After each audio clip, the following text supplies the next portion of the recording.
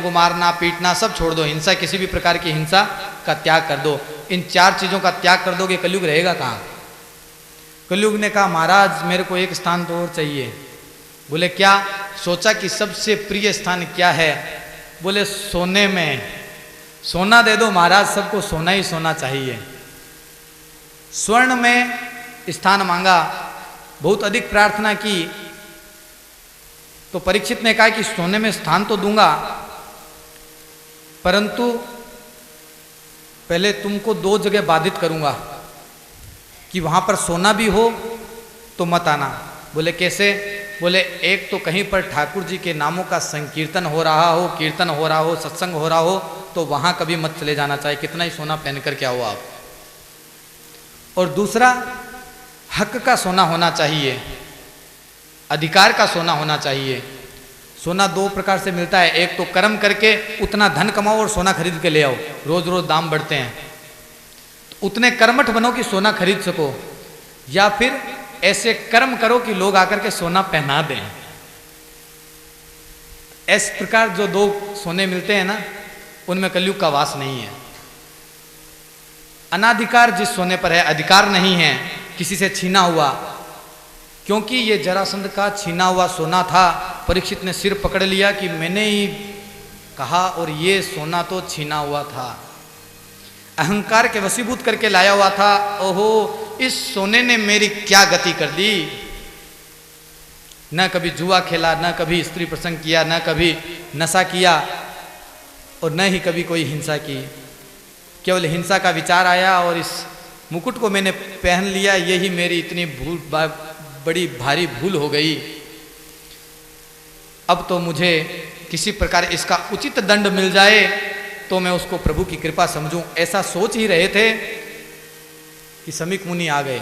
समीक मुनि क्या समाचार लेकर के आए? जब भी परीक्षित ने ये कार्य किया तब समीक मुनि तो ध्यान में थे, परंतु वहां पर समीक मुनि के कुछ शिष्य खड़े थे। उन्होंने देखा अरे अरे राजा ने बड़ा घोर कार्य कर दिया। मरा हुआ सर्प समीक मुनि के गले में डाल के चले गए। जाकर के समीक मुनि का पुत्र था ऋषि श्रृंगी, उनको कह दिया कि आपके पिताजी तो तपस्या में थे और परीक्षित आया और परीक्षित ने ऐसा कार्य कर दिया। श्रृंगी ऋषि संध्या वंदन कर रहे थे, हाथ में जल लिया और श्राप दे दिया कि मरे हुए सांप को मेरे पिता के गले में डालता है दुष्ट राजा, इतना अहंकार। 7वें दिन उसको सांपों का राजा तक्षक नाग आकर के डस लेगा और उसकी मृत्यु हो जाएगी। ऐसा कहकर के जल छोड़ दिया। हाहाकार मच गया। ऋषियों ने जाकर के देखा कि बहुत भारी कार्य कर दिया श्रृंगी ऋषि ने। समीक मुनि से कहा, समीक मुनि ने आकर के अपने पुत्र से कहा अरे तुमने क्या कर दिया? एक तो अपना तप गंवाया और फिर बिना सोचे समझे कार्य कर दिया। बचपन में एक सांप और नेवले की कथा सुनी है आपने? एक घर में एक नेवला और एक सांप रहते थे। घर की जो मालकिन थी वो नेवले से बड़ा प्यार करती थी। सांप को भी दूध पिलाती थी, लेकिन सांप स्वभाव से दुष्ट था। कुछ समय बाद उनके यहां पर एक पुत्र हुआ, नवजात शिशु। पलने में उसको सुलाया। सांप और नेवला दोनों खेल रहे थे और वो पानी लेने के लिए बाहर चली गई। वो सांप दुष्ट था। उसने कहा कि आजकल ये हमको दूध नहीं पिलाती है और दूध अपने पुत्र को पिलाती है, हमें दूध कम देने लग गई है। और नेवले से कहा कि इसके पुत्र को मार देते हैं। नेवले ने कहा अरे दुष्ट, जिसने हमें अब तक दूध पिलाया है उसको तू मारना चाहता है, उसके पुत्र को तू मारना चाहता है। इस बात को कहकर के नेवले ने सर्प को रोका, परंतु सर्प क्रोध में अंधा हो गया। हम लोग भी क्रोध में अंधे हो जाते हैं, क्या करना चाहते हैं पता नहीं। नेवले ने उसको रोका और स्वभाववश नेवले की विजय हुई। उसने सांप को मार दिया। अपनी स्वामिनी के पुत्र की रक्षा की। सर्प को मारा तो मुख में खून लग गया, लेकिन भय था कि इस पुत्र को क्या होने वाला था। मैं स्वामिनी को जल्दी बुला के ले आऊं, तो बाहर भागा कि मैं मालकिन को बुला के ले आऊं कि अपने पुत्र को संभाल लो, मैंने बड़ी मुश्किल से उसके पुत्र को बचाया है। ऐसा कह करके जब बाहर गया तो सामने से स्वामिनी पानी का मटका भर के लेके आ रही थी। उसने नेवले के मुंह में खून लगा हुआ देखा, अंदर नहीं गई कि पूरी आ जाए। उसने अपनी बुद्धि से सोच लिया, अरे दुष्ट नेवले ने मेरे पुत्र को मार दिया लगता है। इस दुष्ट को मैंने दूध पिलाया, पाला पोसा, मेरे पुत्र की रक्षा के लिए रखा, आज ये मेरे पुत्र को खा करके आ गया। मुझे दूध पिलाने में थोड़ी देर हुई या दूध थोड़ा कम दे दिया होगा, इससे भूख सहन नहीं हुई होगी और इसने मेरे पुत्र को मार दिया होगा। ये होता है सोच का फर्क। और पानी से भरा हुआ मटका नेवले के ऊपर दे मारा, नेवला वहीं मर गया। नेवले को वहीं मार करके वो दौड़ करके जैसे ही पलने के पास आई, देखा वहां सांप मरा हुआ था। अब बात समझ में आई और सिर पकड़ करके बैठ गई। अरे क्या किया मैंने, उसकी क्या भूल थी नेवले की। वो तो मुझे बताने आया था कि मेरे पुत्र की रक्षा करके आया है और मैंने इतना बड़ा पाप कर दिया। बहुत दुखी हुई। समीक मुनि ने भी जाकर के अपने पुत्र को कहा कि देखो तुमने बात सुनकर के इतना बड़ा निर्णय कर लिया, तुमको पहले जाना चाहिए राजा परीक्षित के पास। जाकर के कहते, राजा परीक्षित तुमने क्यों किया ऐसा, और फिर अगर कुछ गलत दिखता तो साफ तो देना ही था, ताकत तो थी तुम में, तप तो था। अपने तप का भी ह्रास किया और तपस्वी परीक्षित जिसकी रक्षा श्री कृष्ण भगवान ने की, जो पांडवों का वंशज है, उसको तुमने मार दिया। अब कलयुग में कली को आने से कौन रोकेगा।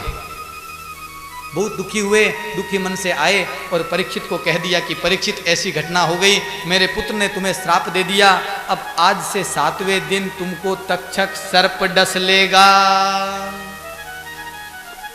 परीक्षित के चेहरे पर यह सुनकर के किसी भी प्रकार का कष्ट, चिंता, भय नहीं हुई, प्रसन्नता हो गई। गुरुदेव प्रणाम, मुझसे बड़ी भारी भूल हुई, मैंने आपके गले में मृत सर्प डाल दिया, मुझे क्षमा कीजिए। बोले अरे परीक्षित 7वें दिन तेरे को तक्षक सर्प डस लेगा। बोले ऐसा ही होना चाहिए मेरे जैसे के साथ। ये होता है संत हृदय, भगवान की कृपा होती है ना। वो ऐसा कहता है ऐसा ही होना चाहिए था प्रभु, मैं तो खुद कह रहा था कि धरती फट जाए, मैं समा जाऊं। श्री कृष्ण भगवान से रक्षित पांडवों के वंश में मैंने कलंक लगा दिया, मैंने इतना गलत काम किया, उसका ये मेरे को उचित दंड मिला है प्रभु। अब मैं अपना जीवन सुधारूंगा और आपकी संतों की कृपा देखो, 7 दिन का समय दे दिया मेरे को, ये आप लोगों की कृपा है। मैं आपकी वंदना करता हूँ। और श्रृंगी ऋषि और समीक ऋषि दोनों को प्रणाम किया कि आपने मेरे को 7 दिन का समय दिया है, मैं 7 दिन में अपने जीवन को अब सुधारना चाहता हूँ। उस राज्य को ऐसे ही छोड़ दिया। उनके पुत्र जनमेजय ने बाद में राज्य कार्य संभाला, उसी समय छोड़ दिया, वापस पलट करके भी नहीं देखा अपनी पत्नी और पुत्र की तरफ, और वहीं से निकल पड़े। कहाँ? गंगा जी के घाट पर। गंगा जी के घाट पर आकर के बैठ गए। अब गंगा जी के घाट की मनोरमता देखिए। गंगा जी कहाँ से आई हैं? भगवान ने जब बलि को बांधते समय अपना पांव ऊपर किया, तब पृथ्वी पर कृपा करके, भगवान की अहेतु की कृपा इसे कहते हैं। भगवान ने बांधना बलि को था, अपना पराक्रम दिखाना था, लेकिन भगवान ने देखा कि गंगा जी को भी पृथ्वी पे लेके आना है। अपने अंगूठे के अग्र नाखून से ब्रह्मांड में छिद्र किया, तो ब्रह्मांड जिस नदी में बह रहा है, उस जगत तारिणी नदी की कुछ बूंदें उसमें से आने लगी और भगवान के अंगूठे का अभिषेक होने लगा। उस अंगूठे के अभिषेक से जो जल नीचे आया वही गंगा है। ये गंगा जी जो है भगवान का चरणोदक है। चरणों को धोकर के जो जल आता है वो है ये साक्षात चरणोदक, भगवान विष्णु का चरणोदक, साक्षात गंगा जल। चलिए सभी गंगा नदी के किनारे बैठते हैं और गंगा नदी में जो भगवान के चरणों को धुल करके जो जल आया है, उसमें जो चंदन की महक है, उस महक का आनंद लो। गंगा के किनारे बैठो और श्री कीर्तन करो हरि का। तिहारो दरस मोहि भावे श्री गंगा मैया, तिहारो दरस मोहे भावे श्री गंगा मैया, तिहारो दरस मोहे भावे गंगा, तिहारो दरस मोहे भावे गंगा, तिहारो दरस मोहे भावे श्री गंगा मैया, तिहारो दरस मोहे भावे श्री गंगा मैया। हर हर गंगे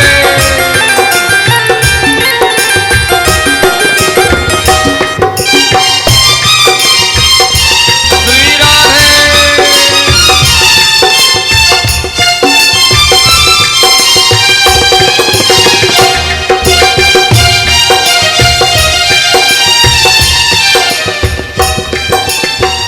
हरि के चरण से प्रगति है मैया, हरि के चरण से प्रगति है मैया, शंकर शीस चढ़ावे श्री गंगा मैया, शंकर शीस चढ़ावे श्री गंगा मैया, तिहारो दरस मोहे भावे श्री गंगा मैया, तिहारो दरस मोहे भावे श्री गंगा मैया। नवदा भक्ति करो, नवदा भक्ति।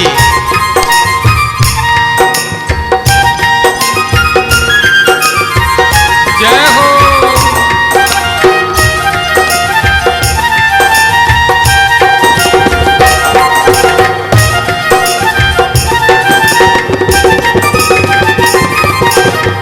सुर नर मुनि तेरी विनती करत है, सुर नर मुनि तेरी विनती करत है, वेद विमल जस गावे श्री गंगा मैया, वेद विमल जस गावे श्री गंगा मैया, तिहारो दरस मोहे भावे श्री गंगा मैया, तिहारो दरस मोहि भावे श्री गंगा मैया।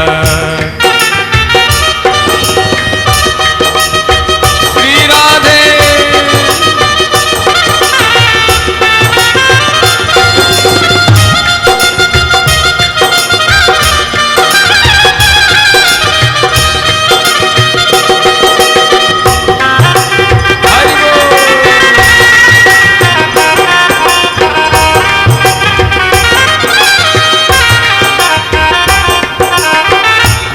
गंगा मैया तेरो जल पीवे, जो गंगा मैया तेरो जल पीवे, भव सागर तीर जावे श्री गंगा मैया, भव सागर तीर जावे श्री गंगा मैया, तिहारो दरस मोहे भावे श्री गंगा मैया, तिहारो दरस मोहे भावे श्री गंगा मैया, तिहारो दरस मोहे भावे गंगा, तिहारो दरस मोहि भावे गंगा, तिहारो दरस मोहि भावे गंगा, तिहारो दरस मोहि भावे श्री गंगा मैया, तिहारो दरस मोहि भावे श्री गंगा मैया, तिहारो दरस मोहि भावे श्री गंगा मैया, तिहारो दरस मोहि भावे श्री गंगा मैया। बोले गंगा मैया की जय। जय हो। परीक्षित, कल कल कल कल कल कल कल कल गंगा बह रही है। परीक्षित वहाँ पहुँच गया, जाकर के स्नान किया, गंगा जी के जल को लेकर के आचमन किया, संध्या वंदन किया और गंगा घाट पे बैठ गया। गंगा मैया के स्नान और जल को पीने का फल क्या है? सुखदेव जी महाराज वहां पर आ गए। बोलिए श्री सुखदेव जी महाराज की जय। ये गंगा मैया का फल है, गंगा मैया के स्नान का फल है, गंगा मैया का चरणामृत के पान का फल है, गंगा मैया पर श्रद्धा रखने का फल है, गंगा मैया के कीर्तन करने का फल है कि निवृत्ति परायण सुखदेव जी जैसे श्री सद्गुरु आकर के सामने बैठ गए। नजरों से नजरें मिली और परीक्षित ने मन ही मन उन्हें अपना गुरु धारण कर लिया। और सुखदेव जी भी आज पूरे एकदम उसी प्रकार से, क्योंकि ये तो श्री कृष्ण भगवान की आज्ञा से आए हैं, गुरु के समान आकर के विराजमान हो गए, जो कि अवधूत के समान सदैव विचरण करते थे। बच्चे और स्त्रियां जिनकी हंसी उड़ाती थी, वे आज आकर के व्यास गद्दी पर बैठ गए। परीक्षित ने आंखों ही आंखों में गुरु माना और उनसे प्रार्थना की कि हे प्रभु, मेरे प्रश्नों का उत्तर क्या आप दे पाएंगे? सुखदेव जी ने कहा, कहो। प्रश्न किया कि 7 दिनों में जिनकी मृत्यु है, ऐसे मृत्यु लोक पे रहने वाले सभी जीव जो कि सद्य मरने वाले हैं, मरणासन हैं, इन सब की मुक्ति का उपाय क्या है? धन्य हो संत, ये हैं परीक्षित, अपनी मृत्यु का भय नहीं है। परीक्षित ने गिन लिया कि रविवार, सोमवार, मंगलवार, बुधवार, गुरुवार, शुक्रवार, शनिवार, ये 7 वार हैं और इन्हीं 7 वारों के अंदर ही सभी को एक न एक दिन जाना है। किसके लिए कौन सा वार लिखा हुआ है पता है? नहीं पता। परीक्षित को तो ब्राह्मण पुत्र के द्वारा ये मिल गया कि 7वें दिन अर्थात 7 दिन तो है, तो इन 7 दिनों में मैं जगत का कल्याण करके चला जाऊं। पूछ लिया कि प्रभु मेरे को तो 7 दिन का समय मिला है, तो आप कोई ऐसी विधि बताओ कि इन 7 दिनों के अंदर तुरंत कोई मरने वाला हो, कोई मरणासन व्यक्ति हो, उसकी मुक्ति का क्या उपाय है? यहाँ पर शब्द लिया है मरणासन, अर्थात कभी भी मर जाए जो। परीक्षित तो 7 दिनों बाद मरने वाला था, कभी भी मर जाए उसकी मुक्ति का उपाय पूछा है तुरंत। प्रभु किसको भजें और किसको तजें, यह ज्ञान मुझे दे दो। सुखदेव जी महाराज से प्रार्थना करता है, हाथ जोड़ करके हम ही सब सुखदेव जी महाराज से प्रार्थना करते हैं।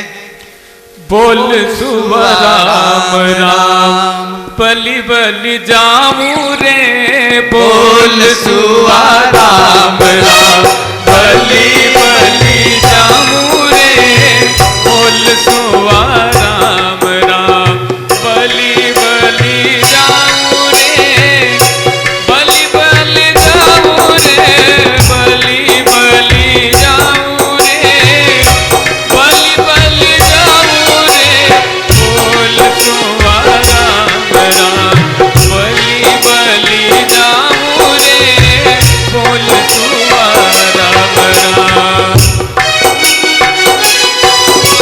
श्रीमद् भागवत के द्वितीय स्कंद में प्रवेश कर रहे हैं बड़े उल्लास के साथ।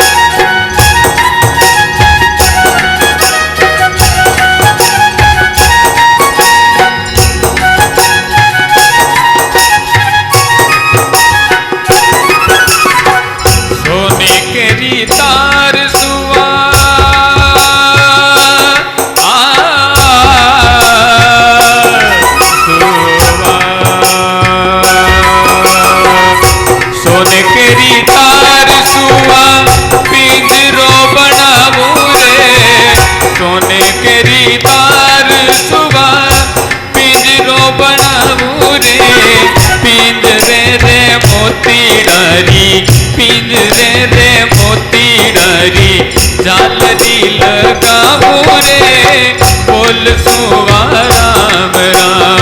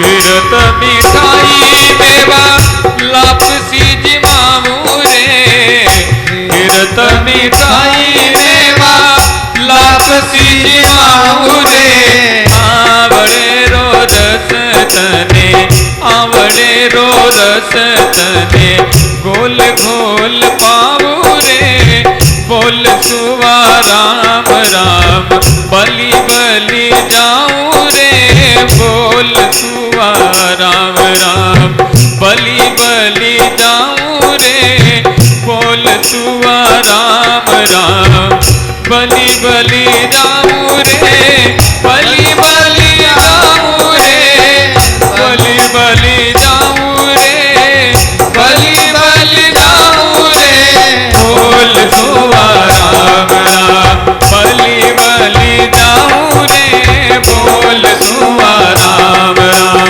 बलि बलि जाऊं रे, बोल सुवा राम राम, बोल सुवा राम राम, बोल सुवा राम राम। बोली सुखदेव जी महाराज की जय। श्री राम। सुखदेव जी का भजन के द्वारा पूजन कर दिया, आसन पर विराजमान कर दिया, भोग लगा दिया, आंवले का रस और सब पिला दिया। अब सुखदेव जी महाराज से प्रश्न किया कि मरणासन व्यक्ति का मोक्ष कैसे हो, मुक्ति कैसे मिले, किसको भजे और किसको तजे। तो सुखदेव जी महाराज कितनी आसानी से समझाते हैं कि परीक्षित, मोक्ष के लिए 7 दिन तो बहुत ही ज़्यादा हैं, मोक्ष के लिए तो 2 घड़ी बहुत है। खटवांग राजा ने प्राप्त कर लिया और एक क्षण अजामिल ने मुक्ति मिल गई। तुमने जो प्रश्न किया कि किसको भजो और किसको तजो, तो राम को भजो और काम को तजो, बस मिल गई मुक्ति। बोले महाराज इतना ही है? बोले हाँ, बस राम राम करो, काम काम मत करो। तो बोले फिर संसार इतना मुक्ति मुक्ति के पीछे क्यों भागता है? बोले यही तो बात है, यहां पर ही बटन है। राम को भजते हैं लेकिन काम के लिए, काम की आसक्ति नहीं छोड़ते, काम को तजना जरूरी है, यही धारणा है। परीक्षित ने कहा तो प्रभु ये धारणा समझाओ मेरे को।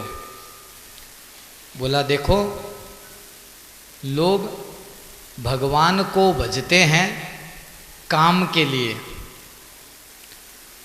भगवान को भजना चाहिए भगवान के लिए, इतना ही फर्क है।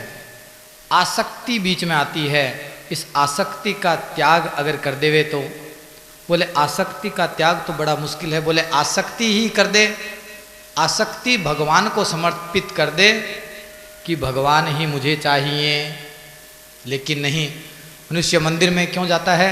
पुत्र चाहिए, धन चाहिए, तब भगवान याद आते हैं। बोले लक्ष्मी जी की पूजा करनी है, काम चाहिए, नाना प्रकार के देवताओं की पूजा कब करनी है, हनुमान जी का प्रसाद कब बोलना है, जब कोई काम अटक गया बोले हनुमान जी का प्रसाद बोल दो।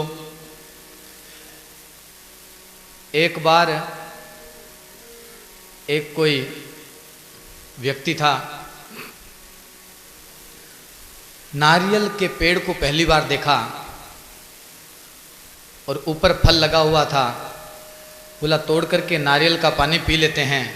ऊपर चढ़ गया, नारियल के फल को ऊपर से ही तोड़ा, नीचे देखा तो सिटी पिटी गुम हो गई। अब नीचे कौन उतरे? बोले ऊपर चढ़ता था तो ऊपर ऊपर देखता था, अब नीचे देखा कि मैं तो 50 फीट ऊपर चढ़ गया हूँ, अब नीचे कैसे उतरूं? जब शुरू हो गया राम राम राम राम राम राम राम राम राम राम राम, किसी तरह आज तो भगवान बचा लेना, नीचे उतार दे तो मैं 101 रुपये का प्रसाद चढ़ा दूंगा। और ऐसे राम राम राम राम करता करता 3 कदम नीचे उतरा, फिर देखा कि हाँ थोड़ा नीचे उतर गया, 101 रुपया ज़्यादा बोल दिया। बोले भगवान बस 51 रुपया चढ़ा दूंगा, 101 रुपया तो मेरे पास है नहीं, पूरे दिन भर में कमाता हूँ, मेरे को किसी प्रकार नीचे उतार दे। थोड़ा और नीचे उतरा, नीचे देखा अब थोड़ा भय कम लग रहा है, लेकिन फिर भी अब भी गिर गया तो कहीं ना कहीं हड्डियाँ तो टूट ही जाएगी। बोले भगवान 21 रुपये का प्रसाद में तो बांधो ही को नहीं, 21 रुपये का प्रसाद तो अवश्य चढ़ाऊंगा, बस नीचे उतार दे किसी प्रकार आज। नीचे उतरता गया और प्रसाद कम होता गया। तो ये आसक्ति ही हमारे पतन का कारण है। दूध सबको चाहिए, दूध चाहिए ना, गाय नहीं चाहिए। भगवान की भक्ति के फल सबको चाहिए, सब चाहते हैं नरसिंह जी के जैसे मायरा भरा मेरे भर दे, लेकिन भगवान का भजन जैसे नरसिंह जी ने किया वैसा करना चाहते हो क्या? बस सुखदेव जी ने कहा परीक्षित यही है, सबको पुष्टि के लिए दूध चाहिए, आरोग्यता रहने के लिए गोमूत्र चाहिए। बोले गोबर में तो लक्ष्मी को वास है, ढूंढ ढूंढ के जाएंगे, अभी कलयुग में गाय मिलती नहीं है तो ढूंढेंगे, जहाँ गाय है वहाँ से गोबर लाके गोवर्धन जी की पूजा करेंगे। पंचगव्य चाहिए श्रावणी कर्म वाले दिन सभी को, लेकिन बोल दो कि गाय पाल लो, बोले महाराज कठे जगह गाय किया पाला। गाय को छोड़ करके दूध में आसक्ति है, राम को छोड़ करके काम में आसक्ति है, बस यहीं पर भूल है। सुखदेव जी महाराज कहते हैं कि परीक्षित सद्यो मुक्ति है, भगवान से आसरा कर लो। करना है। सभी संत शिरोमणि भी हुए, स्वामी राम सुखदास जी महाराज, उसकी प्रार्थना मेरे साथ करो, अभी समझ में आ जाएगा धारणा शक्ति क्या है, उस प्रार्थना की शक्ति क्या है। मेरे साथ बोलना, हे नाथ आप ही मेरे हो, आप ही मेरे हो, मैं आपका हूँ, आपके अतिरिक्त मुझे कुछ नहीं चाहिए। पक्की बात है। बस स्वामी जी ने लिख लिख के दिया है। जिस दिन ये बात समझ में आ गई, सद्यो मुक्ति, तुरंत मुक्ति है, कुछ नहीं चाहिए, तो फिर भगवान ने चमड़ी दी है, क्यों चाहिए वस्त्र? भगवान ने नदियाँ दी हैं, बरसात का पानी दिया है, क्यों चाहिए वाटर फिल्टर? भगवान ने पेड़ पत्तों पे फल लगाए हैं, क्यों अन्न के लिए करना पड़ता है ये सब जंजाल? क्यों ये माया रच ली हमने? और फिर भगवान को दोष देते हैं कि दुनिया बनाने वाले क्या तेरे मन में समाई। भगवान कहते हैं कि मन में तेरे समाई है, तूने अपने मन से अपने चारों तरफ ये दुनिया रच ली। मैंने तो तेरे को पैदा किया, मुझे प्राप्त करने के लिए गर्भ में तूने स्तुति की, लेकिन तू मेरे को भूल गया। अब तेरे को याद कौन आते हैं? तेरे सगे संबंधी, माता पिता, उनमें तू लग गया। देशभक्ति की बड़ी बड़ी बातें करना, मातृभक्ति की बड़ी बड़ी बातें करना, पितृभक्ति की बड़ी बड़ी बातें करना, धर्म भक्ति की बड़ी बड़ी बातें करना, दूसरे को टोकना, ऐसा क्यों कर रहे हो, ऐसा करो, लेकिन भगवान को नहीं देखना। बस भगवान में आसक्ति नहीं है। अगर भगवान में आसक्ति हो जाए, सिर्फ भगवान ही चाहिए, तो जो जो हमें चाहिए वो भगवान ने पहले दिया है। जन्म दिया है तो दूध देकर के भेजा है माँ के स्तनों में। कल कहा ना, हार्ड मांस से बने हुए शरीर में दूध की धार निकलती है बच्चे के लिए, ये भगवान ने भेजा है। नदियों का उत्तम जल, बरसात से उत्तम जल, गंगा जी के जल से उत्तम कोई जल है? ये बिस्लेरी उसका मुकाबला करेंगे? लेकिन नहीं, हमें केवल काम चाहिए भगवान। लेकिन फिर भी स्वामी जी ने ये जो महामंत्र दिया है, मेरे साथ एक और बोले, हे नाथ मैं आपको भूलूं नहीं, मैं आपको भूलूं नहीं, मैं आपको भूलूं नहीं। बस कभी भी स्वामी जी के इन अक्षरों को पढ़े तो इस बात को स्मरण जरूर कर लेना कि स्वामी जी ने इस अक्षर में सुखदेव जी का ज्ञान भरा है कि बस भगवान आप ही मेरे हो और मुझे किसी में आसक्ति नहीं है, केवल आप ही मेरे हो। आसरा इस जहां का मिले ना मिले, आसरा इस जहां का मिले ना मिले, मुझको तेरा सहारा सदा चाहिए। आसरा इस जहां का मिले ना मिले, मुझको तेरा सहारा सदा चाहिए। चांद तारे फलक पर दिखे ना दिखे, चांद तारे फलक पर दिखे ना दिखे, मुझको तेरा नजारा सदा चाहिए। मुझको तेरा नजारा सदा चाहिए।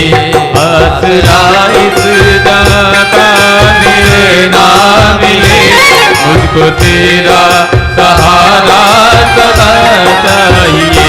मुझको तेरा सहारा सदा चाहिए। जय हो।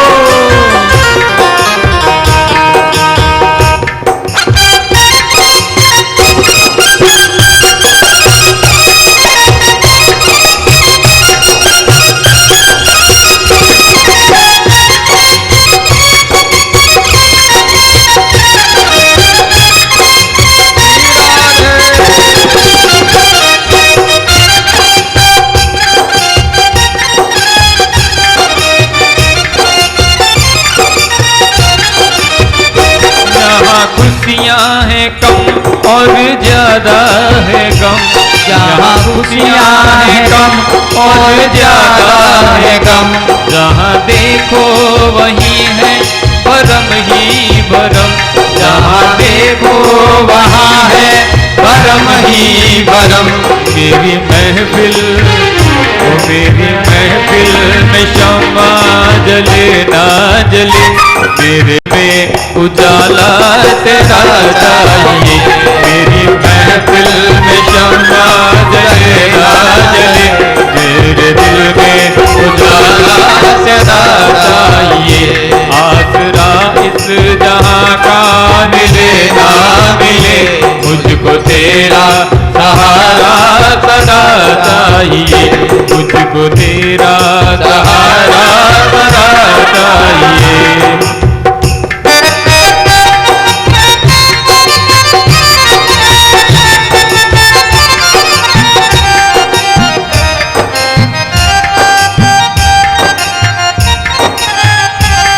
मुझको तेरा सहारा सदा चाहिए।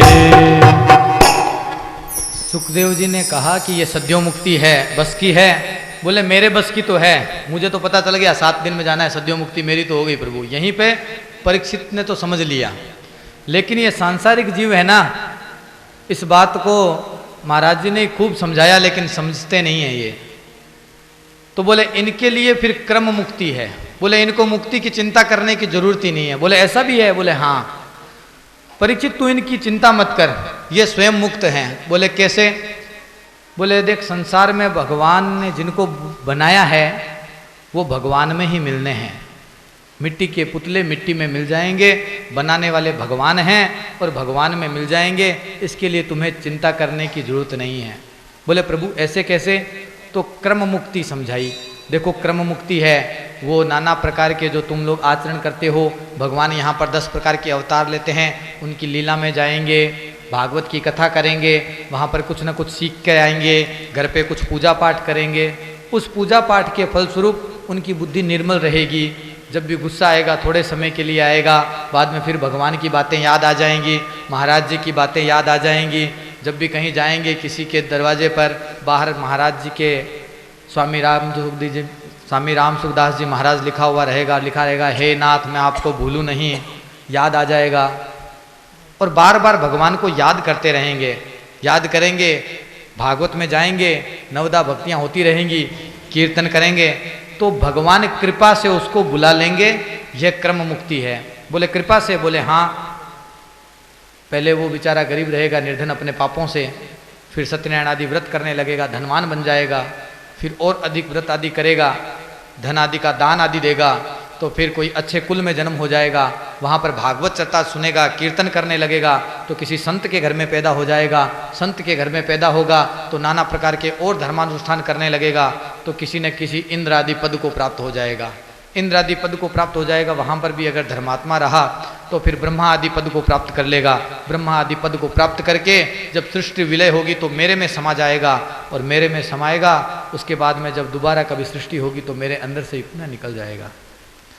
बोले प्रभु आपको प्राप्त करने का यही क्रम है? बोले हाँ। सुखदेव जी महाराज की यह बात सुनकर के परीक्षित ने कहा कि यह क्रम बड़ा टेढ़ा है, लेकिन इस क्रम में पक्का है जाना। देखिए श्री रामचरितमानस की एक कथा समझाता हूं आपको। श्री रामचंद्र जी ने जन्म लिया, अपने दो पार्षद थे जय और विजय, वो आए हुए थे उनको वापस लाने के लिए। इतनी तो कहानी है।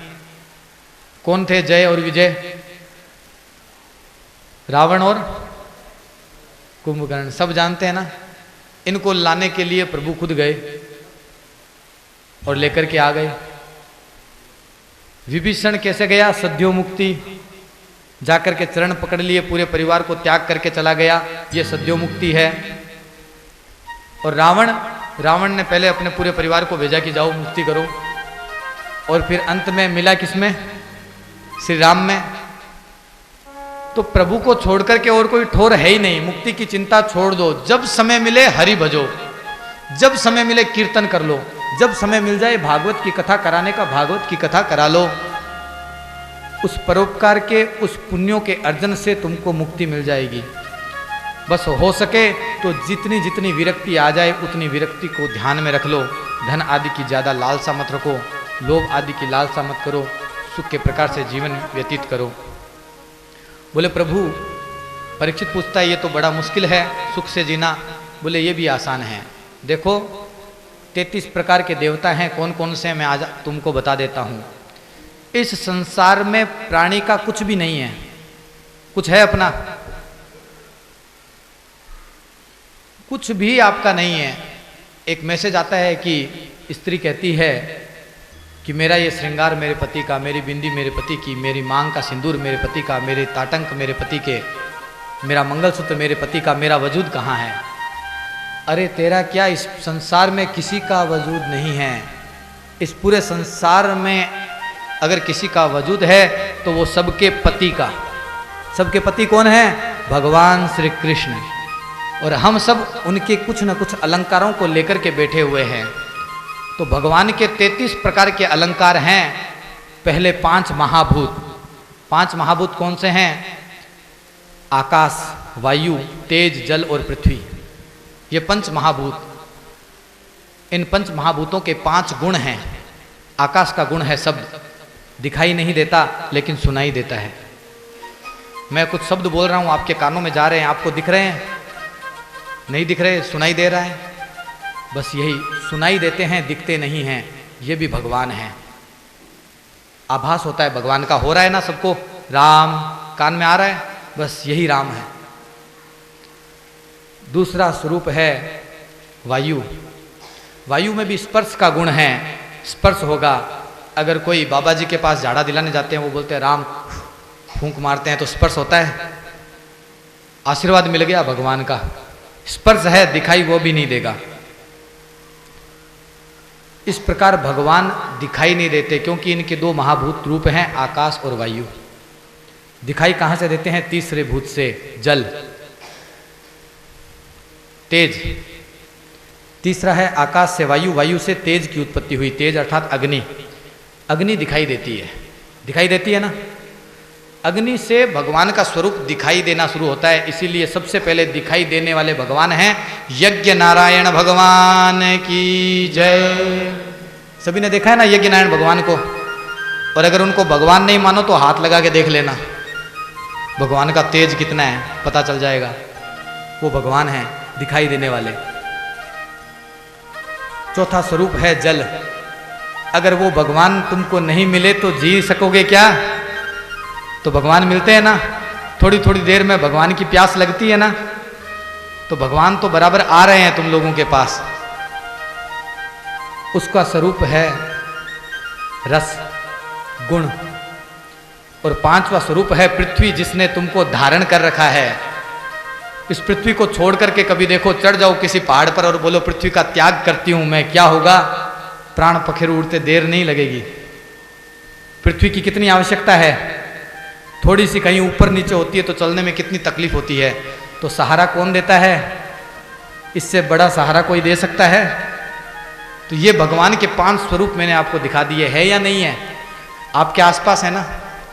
पृथ्वी का गुण है गंध। ये 5 गुण और 5 भगवान की विभूतियां 10। इनको भगवान ने बनाया कि मनुष्य इनका रस कैसे ले। तो अपने गुणों को देखने के लिए जैसे भगवान को आकाश को सुनने के लिए कान दे दिए, वायु को स्पर्श करने के लिए त्वचा दे दी, मेरे तेज के रूप को भी देख सके इसलिए आंखें दे दी, और मेरे रस को धारण कर सके इसलिए जिह्वा दे दी, रसनेन्द्रिया।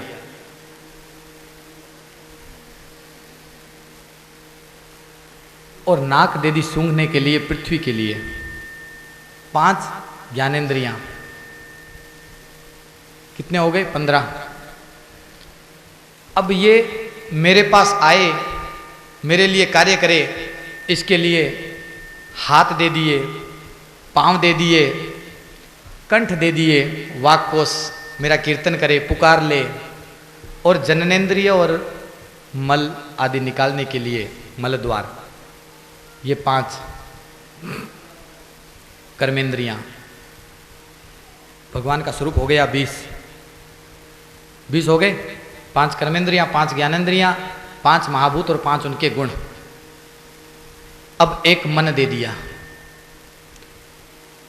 ये मन स्वयं भगवान है और इसकी सेवा के साथ में 10 देवता हैं।